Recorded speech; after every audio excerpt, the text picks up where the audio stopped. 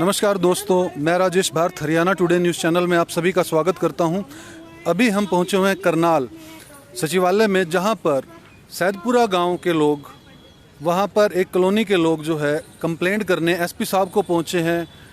आपसी झगड़ा था और जब पड़ोसी बचाने पहुंचा तो उन्हीं पर हमला जो है पड़ोसी नहीं कर दिया। आप देख सकते हैं यहाँ पर एक महिला है किनके सिर पे जो है वो सरिये से वार किया गया और मामला सिर्फ था कि आपस में झगड़ा हो रहा था और बचाने पड़ोसी चला गया, तो उसी पर जो है पड़ोस के ही व्यक्ति ने जो सिर पे वार कर दिया। अभी ज़्यादा जो डिटेल के बारे में हम जानेंगे इनसे। दोस्तों, इस वीडियो को अधिक से अधिक शेयर कीजिए। आखिर कब तक जो है महिलाओं पे अत्याचार होता रहेगा इस तरह से? कब तक बचाने वाले को ही चोट मारी जाएगी? नमस्कार मैम, आपका नाम क्या है? मेरा नाम रानी है जी। थोड़ा जोर से बोलो। रानी है जी मेरा नाम। तो क्या मामला था ये सर जी, मैं ना दुकान पे जाने के लिए ना अपने कपड़े प्रेस कर रही थी और मैं ना एकदम मेरी बहू ने बोला, मम्मी नीचे ना वो झगड़ा हो रहा है। कोई ट्रैक्टर ट्रैली वाला था, सीमेंट की ट्रैली भर रहा था जी। वो पड़ोस के साथ ना वो झगड़ा कर रहा था। मैं चली गई, पड़ोस में कोई भी आदमी नहीं था, हमारे सब वो लेडीज़ थी एम। तो मैं चली गई उसको छुटवाने के लिए। मैंने बहुत बोला भाई छोड़ दो कोई बात नहीं। तो जैसे उस जेंट्स ने ना, ट्रैक्टर वाले ने, तो लेडीज़ के उस जिसके साथ झगड़ा था उसके बाल पकड़े उसने और मैं बीच में छुटवाने लगी जैसे, और मेरे के बोल रहा उसने पीछे हट जा, चूड़ी सी मेरे को हाँ जी, चूड़ी बदतमीजी से बात। ट्रैक्टर वाले ने बात? हाँ जी, ट्रैक्टर वाले ने बात करी। हाँ, डेढ़नी बोला मेरे को, डेढ़नी पर पीछे हट जा, तू यहाँ सरपंचनी बन के आई है, मेरे को ये बोला उसने। और बड़ी जोर से ना मेरे को सरिया मारा। सर मेरे को पता नहीं है फिर क्या होया मेरे साथ, क्या नहीं होया। मैं हॉस्पिटल चली गई, मेरे को हॉस्पिटल में आके होश आया। सर जी ऐसा मेरे साथ क्यों होया? मैं छुटवाने गई थी। प्रशासन से मांग करने आए हैं कि हाँ जी, कार्रवाई होनी चाहिए। हाँ जी, कार्रवाई नहीं हुई। अभी कुछ भी कार्रवाई नहीं हुई जी। वो पता नहीं क्या क्या हमारे को बोल रहे हैं। कभी कहे पैसे ले लो, कभी कुछ बोले, कभी कहे प्लाट ले लो, कभी कुछ और मेरे लड़के का भी झूठा नाम ले दिया उसने। मेरा लड़का है भी नहीं था मौके पे, कोई भी नहीं था सर जी। हम गरीब आदमी हैं, किराए पे रहते हैं। ऐसा आप देख सकते हैं कि हमने अभी महिला से बात की किस तरह से सिर्फ ट्रैक्टर ट्राली वाले के और एक पड़ोसी के बीच में झगड़ा हो रहा था और उन्होंने किस तरह से उस महिला जो बचाने गई थी उस पर हमला किया और उसके सिर पर 2 मिनट नहीं होगा बस।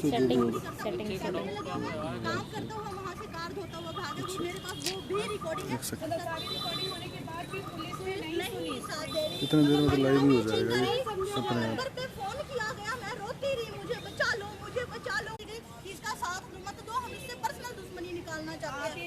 लाइव तस्वीरों में तमाम महिलाएं हैं रोती हुई। यहाँ पर वीडियो को शेयर करना ना भूलें। देख सकते हैं आपके किस तरह से जो महिलाओं पर किस तरह से अत्याचार हो रहा है और किस तरह से उन्हीं के द्वारा भेजे गए। ये जो सप्लायर थे उन्हीं के साथ भेजे हुए थे। सिर्फ वहाँ गरीब लोगों के साथ जमीनों को ना 2 गलियों की कह के बेचा जाता है और जब बनाने लगते हैं जमीन का मालिक गुरनाम सिंह आके रोक देता है। सिर्फ मैंने कहा कि मेरे साथ भी यही हुआ था, क्योंकि 2 साल से मेरा मकान बना हुआ है। मैं क्या तुम ना एसपी के क्यों नहीं पेश होते? सिर्फ ये मेरी दुश्मनी है, क्योंकि हमारे साथ वहाँ पे धांधली होती है। 5 लाख के प्लाट 7 लाख के 2-2 गलियों के कह के बेचे जाते हैं। और एक गली मैंने रास्ता खोला, सिर्फ रास्ता मेरा दरवाजा बंद कराने के लिए। सुखविंदर, गुरनाम, गगन जुनेजा, इन सबों ने मेरे को जान से मरवाने के लिए, डराने के लिए मेरे को गुंडे भेजे हैं। लाडी और सुभाष उनकी करी हुई करामात है और जिसकी वजह से मेरी पड़ोसन इसका रानी का सर फाड़ा, 9 टांके आए और अब हमें धमकी दी जा रही है, हमारे रास्ते रोके जा रहे हैं। गंदी तरह की गंदी सोच और गंदी मेंटालिटी वाले लड़के मेरे रास्ते में खड़े आने रहे। सिर्फ सुखविंदर, गगन जुनेजा, इन सब का करा। मैं पड़ोस में रहती हूँ इनके, अभी 8 महीने से मकान लिए हैं। और अभी जो संगीता बहन ने बताया है यही है मेन मुद्दा, क्योंकि जब मैंने मकान लिया था तो मैंने डीलर से मकान नहीं लिया, ये डायरेक्ट पार्टी से मकान ले लिया और वो ही चुभन उनको लग रही थी, क्योंकि उस कॉलोनी का वो अपने आप को जो सुखविंदर है वो मालिक समझता है। और जो रही बात 8 तारीख को इनका जो झगड़ा हुआ उसमें मेरे पति का नाम आया हुआ है अजमेर का। वो कह रहे हैं कि भाई ये झगड़े में गंडासी लेके आई, और हमें कब पता लगता है कि जब 11 तारीख को मैं रोहतक मीटिंग में जा रही होती हूँ और मेरे पति भी मेरे साथ हैं, तो उस टाइम पे अखबार में आया हुआ है दैनिक भास्कर में, भाई अजमेर ने भी गंडासियों से हमला किया। तो अभी मैं पूछना चाहती हूँ, भाई 8 तारीख का जो झगड़ा हुआ है उनको 10 तारीख में पता लगता है कि उनमें कौन कौन था झगड़े में। हमारे घर के सामने कैमरा लगा हुआ है, हमारी गली में कैमरा लगा हुआ है। आप वहाँ से चलते ही सरकारी कितने कैमरे लगे हुए हैं, जहाँ हमारा कार्यालय है वहाँ पे भी कैमरा लगा हुआ है। तो मैं यही मांग करना चाहती हूँ एसपी साहब से कि भाई सर वो हमारे साथ ना बिल्कुल एक न्याय प्रिय जो हमें न्याय दिलाएं।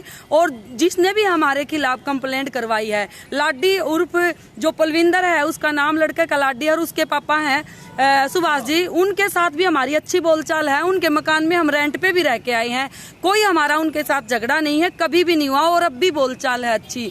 लेकिन ये सब सुखविंदर है जो डीलर है, सब वो करवा रहा है। और मैं ये चाहती हूँ यहाँ से भाई सुखविंदर के खिलाफ कार्रवाई हो और वही अब शब्द बोलता है, वही कॉलोनी को अपना प्रॉपर्टी समझता, पूरी कॉलोनी को। कॉलोनी के ये डाइजेस्ट नहीं होता क्या इन शॉर्ट की मेरी जगह काम कोई और भी करे, या मतलब कोई ऊंची आवाज में उससे अलावा कोई कॉलोनी में बात करे, ये उनका मेन पर्पज है। 2 घर नहीं है मैम, कम से कम 20 घर हैं जो सुखविंदर के द्वारा बेचे हुए प्लाटों के ये जो षड्यंत्र ये रचाते हैं ना कि 2 गलियों का मकान है, यहाँ पे पार्क बन रहे हैं, ये बन रहे हैं, वो बन रहे हैं, कह के दिखा के बेच तो देता है। जब 2 गलियों में वो दरवाजा खोलना चाहते हैं ना मैम, एक गली को बंद करने के लिए गुरनाम को खड़ा किया जाता है जो जमीन का मालिक है, जिसके आधे पौने पैसे इन्होंने दिए हुए हैं और उसका वो हमारे से लड़ने खड़ा हो। सेम यही मेरी प्रॉब्लम मेरे साथ हुई। मैम बड़ी मुश्किल से मैंने मकान बनाया, मैं आधा टाइम मकान बनाती थी, आधा टाइम यहाँ एसपी ऑफिस, कभी डीएसपी ऑफिस चक्कर लगाया करती थी। पड़ोसी होने के नाते मतलब जैसे पड़ोस में पता लगता है झगड़ा हो गया, इसके पति हैं जो वो बिल्कुल मेंटली डिस्टर्ब हैं, वो ऊपर रहते हैं और बिल्कुल वो ये भी देखा आधा घंटा झगड़ा चला कि इनका 15 मिनट झगड़ा चला, उस बंदे ने एक बार जाके भी देखा, तो हम अंदाजा लगा सकते हैं कि वो किस कदर मतलब मेंटली डिस्टर्ब है। जिस तरह से आप देख सकते हैं किस तरह से मेंटली टॉर्चर किया जाता है और जमीनी कहीं ना कहीं मामला है कि गलत कह के प्लाट बेच दिया जाता है और उसके बाद और एक्स्ट्रा चार्जेस भी लिए जाते हैं और उसके बाद फिर अगर 2 गली के प्लाट पे दूसरे गेट लगाने की कोशिश करते हैं तो फिर जो है वहाँ के जो लोकल जिसने ज़मीन बेची है, जो डीलर है या हम कहेंगे भू माफिया ऐसे व्यक्ति को, तो वो फिर जो है वो वहाँ के लोगों को परेशान करता है, उस प्लाट के मालिकों को परेशान करता है। लेकिन मुद्दा ये है कि ये लड़ाई जो है गुंडागर्दी की है कि किस तरह से जो है गुंडा तत्व जो है पीछे पड़े हुए हैं लोगों इन लोगों के बीच में।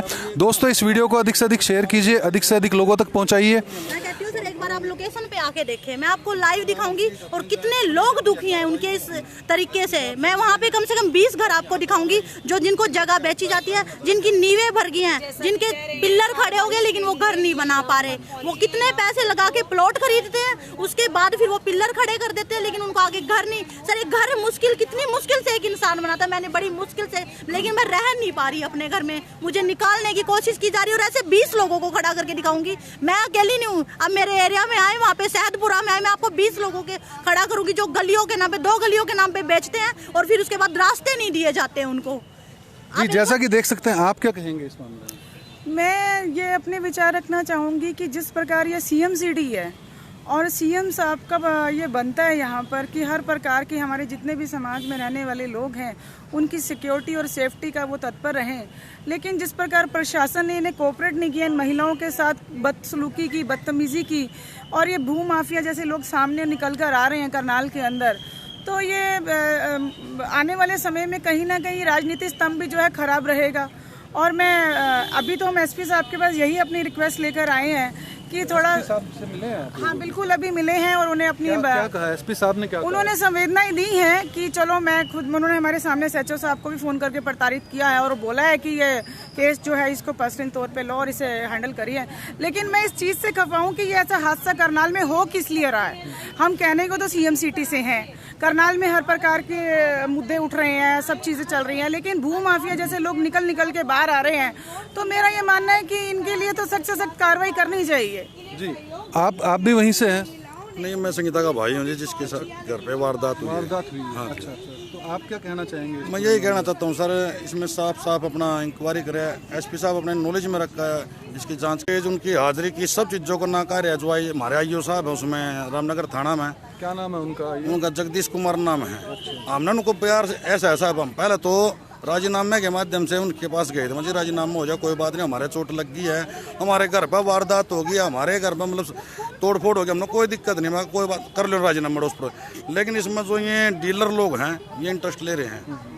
इंटरेस्ट आज हमारी बहन हमारे से 5 किलोमीटर दूर रहती है, हम भी कभी चले जाते थे कभी नहीं। हाँ, इंटरेस्ट लेना अब जरूरी हो गया, हम भी इंटरेस्ट लेवेंगे, उन डीलरों से भी हम बात करेंगे, जिस माध्यम से करनी आती है हमें हर तरह से करेंगे। लेकिन फिलहाल तो हम कानून से अपनी ये मांग करते हैं भाई जो ये मामला इसकी साफ साफ जांच हो।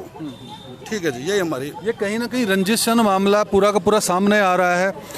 दोस्तों, जैसा कि अभी आपने देखा कि सेक्रेटेरिएट के अंदर ये सभी इकट्ठे हुए हैं और एक महिला को रोड से भी मारा गया, सरिये से मारा गया, और किस तरह से ये मामला कहीं ना कहीं भू माफिया से जुड़ता हुआ नज़र आ रहा है कि वहाँ पर जो भू माफिया हैं वो इतने हाईली एक्टिव हैं कि किसी न किसी बहाने से तंग करते हैं, किसी न किसी बहाने से लड़ाई झगड़ा करते हैं, और जो वहाँ पर डीलर हैं वो भू माफिया के साथ में मिलके और ज़मीन की जो है धांधली कर रहे हैं।